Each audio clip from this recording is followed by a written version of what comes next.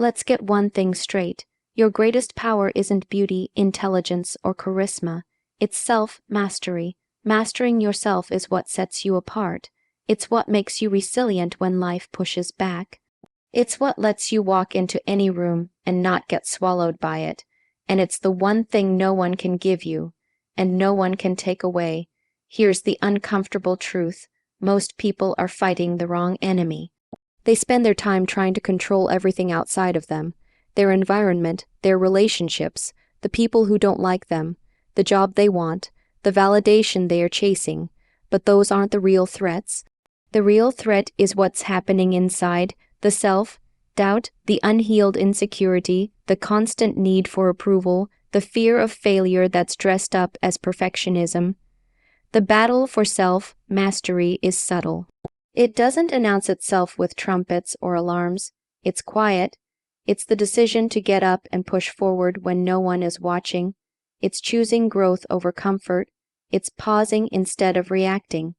It's keeping your standards high even when your circumstances aren't. Think about it like this. If you can't master your thoughts will master you. And if they master you, so will every little thing that triggers them.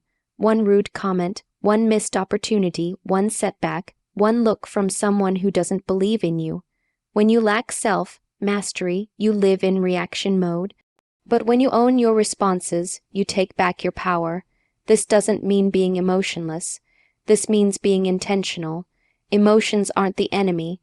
Undisciplined emotions are. You have every right to feel, but you also have the responsibility to direct those feelings. Anger can be fuel, sadness can build empathy, even fear can sharpen your instincts, but left unchecked, those same emotions can derail your relationships, your reputation, and your momentum. Self-mastery is knowing when to speak and when to stay silent.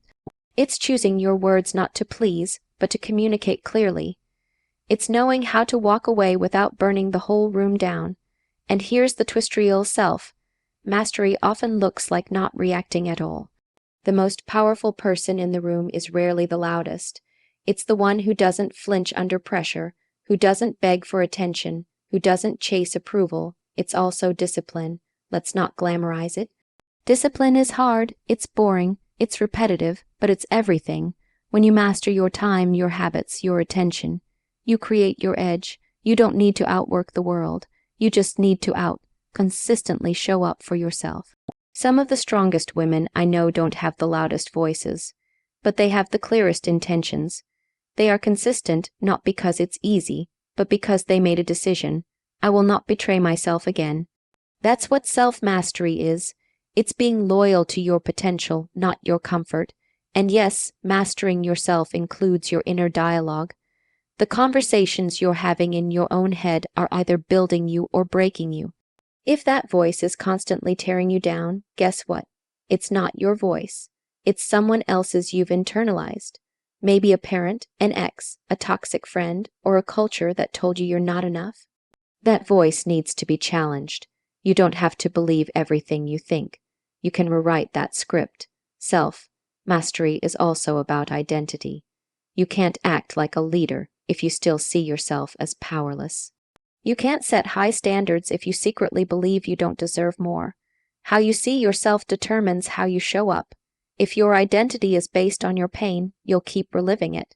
But if your identity is based on who you're becoming, you move from survival mode to strategy mode. And let's be clear, this isn't about being perfect. It's about being in control. It's about being prepared. If something shakes your world, you might feel it, but it won't destroy you. Because you've trained for this. Because you've done the inner work, you've built the foundation, the mindset, the boundaries. You've learned how to hold your center in chaos, in a world that tries to dictate who you are, what you can do, and how you should feel. Self-mastery is rebellion. It's how you take your life back. It's how you stop waiting for someone to fix it, save you, validate you, or understand you. You become your own anchor. You become the calm in your own storm. So when I say self-mastery is your greatest power, I mean it. It's not a slogan. It's not a theory. It's a practice, daily, quietly, consistently. It's how you become the kind of woman who walks into a room and doesn't need to say a word, because her presence already says everything.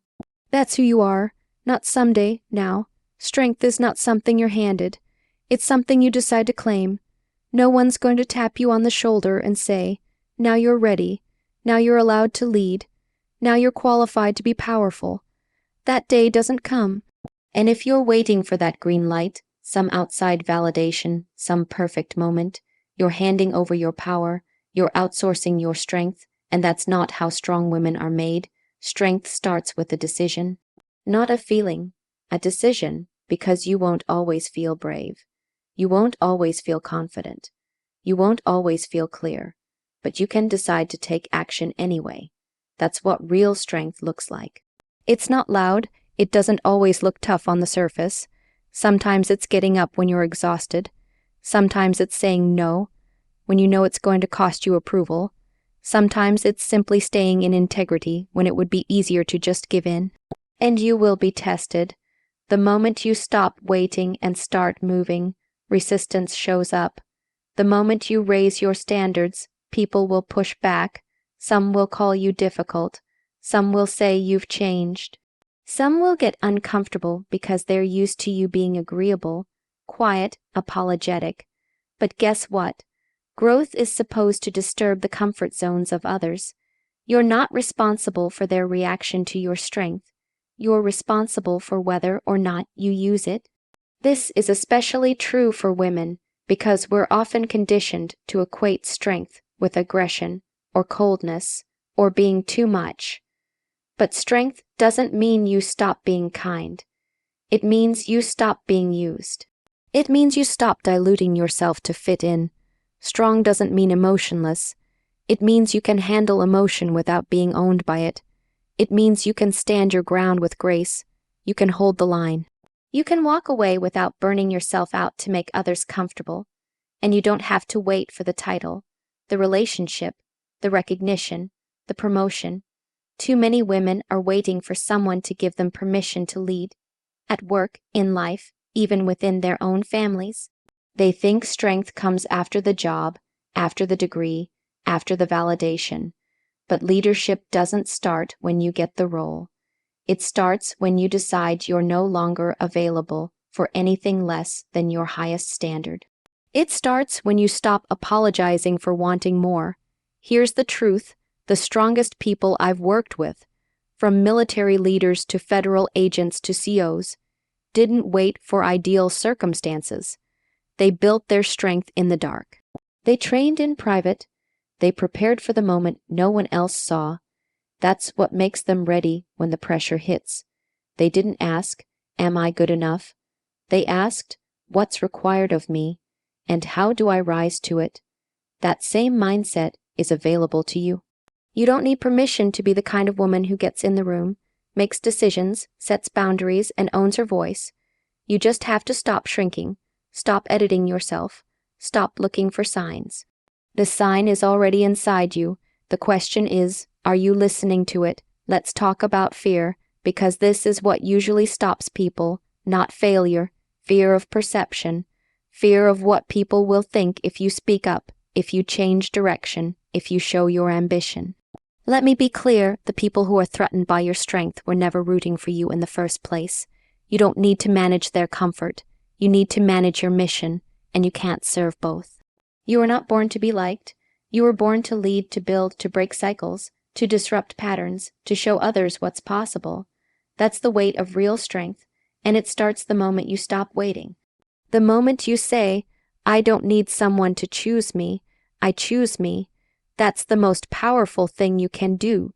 Take full responsibility for your own growth. Strength also means showing up even when it's not glamorous, even when it's inconvenient, even when it's thankless, because your standards are no longer tied to recognition. They're tied to purpose. You're not driven by applause. You're driven by alignment. You know who you are. And when you know who you are, you don't need permission to act like it. You can be the woman who walks into a room and commands it without raising her voice, who holds her space without asking if she's allowed to, who makes decisions without looking around to see who agrees. That kind of woman doesn't emerge by accident. She emerges when you stop waiting and start living like you mean it. So no, don't wait. Don't stall your own power just because someone else doesn't see it yet. You don't need their vision, you need your own. The truth is, the world doesn't benefit from you playing small. The people around you don't get stronger when you weaken yourself to make them feel safe. What inspires them, what transforms them, is watching you own who you are without apology. Strong women don't wait for permission. They create opportunities, they train in silence, they speak when it matters. And most of all, they never forget where their power comes from. It's not out there, it's in here, and it's been waiting for you to use it. There's a big difference between walls and boundaries. Walls keep everyone out. Boundaries let the right people in while protecting your peace. One is built from fear. The other is built from self-respect. And if you're going to move through life without being depleted, used, or manipulated, you need to understand that boundaries are not optional. They are essential. They are not mean, rude, or dramatic. They are mature, intentional, and deeply necessary. Most people struggle not because they lack skill, drive, or heart, but because they lack clear boundaries. They say yes when they mean no. They overextend, then resent. They let people speak to them in ways they'd never tolerate from a stranger. And they tolerate energy that drains them because they're afraid of being seen as difficult, selfish, or unkind. Let's be clear, having boundaries doesn't make you unkind. It makes you wise. It means you understand that your time, energy, emotional bandwidth, and mental space are all finite. And if you're constantly giving those things away without filters, without standards, without reflection, you're not serving anyone, you're just burning out. Your boundary is the line where you end and someone else begins. When you don't have that line, people will write on your space. They will take more than you offered, not always out of malice, but out of habit, because people treat you based on what you allow, not just what you say. You don't rise by pleasing everyone. You rise by protecting what allows you to perform, grow, rest, and stay whole. You can be kind and still say no. You can care and still hold the line. You can show compassion without being compliant. That's not a contradiction.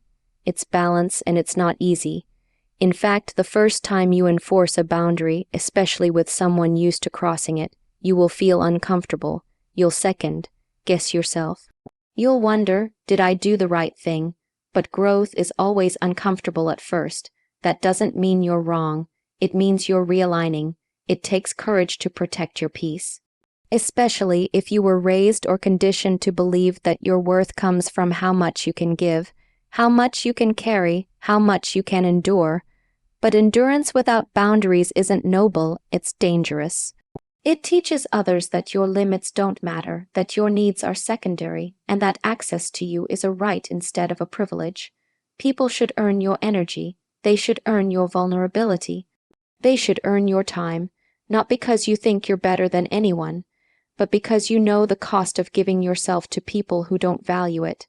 That cost is heavy. It shows up as anxiety, resentment, exhaustion, even self-betrayal. That's what happens when you say yes to things that your soul is screaming no to. And here's what's tricky.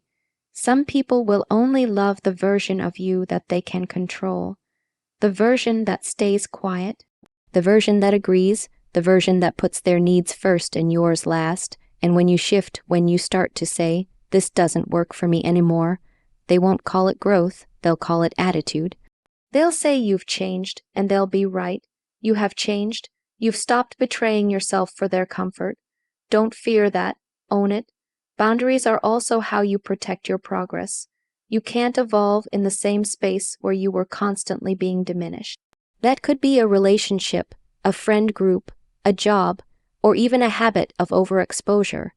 You need distance sometimes to protect what you're building. You need silence sometimes to reconnect with your own voice. Growth isn't always public, it's often private. And boundaries help you protect that sacred space where transformation happens. This also applies to how you talk to yourself. Your internal boundaries matter. If your mind is a space where you allow every negative thought to live unchecked, if you allow your inner critic to speak louder than your intuition, you're not just letting others disrespect you, you're doing it to yourself. Your internal world must be as protected as your external world. Boundaries aren't just about who gets access to your calendar. They're about who gets access to your mind. There's this myth that the more you give, the more lovable you are. But love without boundaries isn't healthy. It's martyrdom. And martyrdom may look noble from the outside, but it's unsustainable. Healthy love has limits. Healthy ambition has rest. Healthy leadership has delegation. Boundaries allow you to stay in the game without losing yourself to it. So if you're tired, if you're drained, if you feel like everyone's pulling at you, ask yourself, where are my boundaries? Where do I need to reinforce the line? Where am I saying yes out of guilt or fear instead of alignment? And when you answer that, don't just think it, act on it. You don't need to explain, justify, or apologize for protecting your peace. You don't need to over-explain a no. You don't need to convince someone that your need for space is valid. You're not asking for permission. You're informing others of your standards, and the people who truly value you will respect that. The ones who don't were never honoring you to begin with. Boundaries are not about pushing people away. They're about making sure you don't lose yourself while staying connected to others. They're not rigid, they are responsive. And the more you practice using them, the stronger you get, not just with others but with yourself. Your life depends on what you allow, so choose wisely, respect your energy, protect your purpose, and never apologize for drawing the line that keeps you safe, sane, and fully yourself. There's a story many women are taught early, that someone is going to come along and save them. That if they just work hard enough, look the part, behave the right way, stay patient long enough, someone someday will notice their struggle and offer the opportunity, the love, the answer they've been waiting for. It's subtle, but it's dangerous, because it keeps women in waiting mode rather than preparation mode. And the truth is, no one is coming to rescue you, not because you're not worthy of support, but because that kind of waiting puts your power in someone else's hands. You don't need to be rescued. You need to be ready, ready for the moment, ready for the opportunity, ready to walk away from what doesn't serve you, ready to move, pivot, act, not react. That's not something you magically become one day. That's something you train for deliberately and consistently. When you live in a mindset of rescue, you wait for permission. You hope someone else sees your worth before you do. You keep giving chances, keep tolerating situations, keep shrinking because you're afraid that if you stop being easy to keep around, you'll be left behind. But when you shift into readiness, you stop waiting to be chosen. You choose yourself. You don't sit back and hope to be seen. You make yourself undeniable by being prepared, sharp, and grounded whether anyone is looking or not. This doesn't mean you never need help. Of course not. Every strong woman has needed support. But there's a difference between needing help and depending on rescue. One is collaborative, the other is passive. If you're always looking for someone to make the hard decisions for you, to fix the mess, to handle the confrontation, you're not just avoiding the situation. You're avoiding your own growth. Being ready means you're focused on becoming the kind of woman who can handle pressure, not avoid it. You develop the skills, you manage your emotions, you study your patterns, you don't just hope the storm passes. You build shelter and learn to navigate the wind, and when it passes, you're stronger for it. Because you didn't crumble, you didn't wait, you adjusted. Readiness also means resilience. You're going to fall. You're going to fail. You're going to misjudge, make mistakes, trust the wrong people, take the wrong road. But when you've trained for life, not just wished it would go easy on you, you bounce back faster. You don't make failure part of your identity. You learn, you regroup, you move again. There's power in preparation. Power in knowing that even if the job doesn't come, the partner walks away, the plan falls apart, you're still intact. You're not anchored to outcomes. You're anchored to who you've become. That's unshakable. That's what makes someone magnetic. It's not how perfectly they perform when everything's working. It's how steady they stay when nothing is. And let's talk about control. because when you're waiting for someone to save you, you surrender control. And without control, you lose direction. A woman without direction is easy to manipulate. She's easy to stall. She's easy to gaslight. But a woman who's ready, she doesn't need to be told who she is. She doesn't need to be liked to stay in her lane. She's got clarity, and clarity makes you powerful in a way that can't be faked. Preparation doesn't mean perfection. It doesn't mean you have all the answers. It means you've done enough work to trust yourself when the time comes to act. You don't freeze. You don't fumble around for someone else to decide. You move, you adjust, you lead, even when you're unsure, especially then. Most people never reach their potential, not because they're not good enough, but because they were unprepared when the moment arrived. You don't get ready in the moment, you get ready before it, and sometimes preparation feels pointless.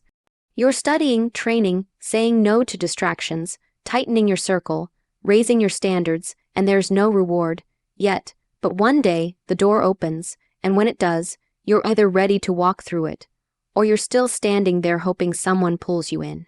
The irony is, when you're truly ready, you often don't need the rescue anymore. You've built your own ladder, you've become your own safety net, and when someone offers you something, it's not because they're saving you, it's because you've made yourself the obvious choice. That's not luck, that's readiness. So if you're feeling stuck, don't wait. Don't look outside. Start within. Ask yourself, if the opportunity came tomorrow, would I be ready for it? Not emotionally ready. Practically, strategically, mentally, am I sharpening my tools or just complaining about the ones I don't have? Am I taking ownership of my time, my circle, my voice? Or am I waiting for someone else to come clear the path?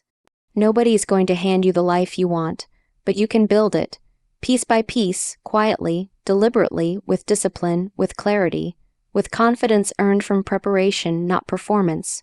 You don't need to be rescued. You are already enough. You just need to be ready to act like it.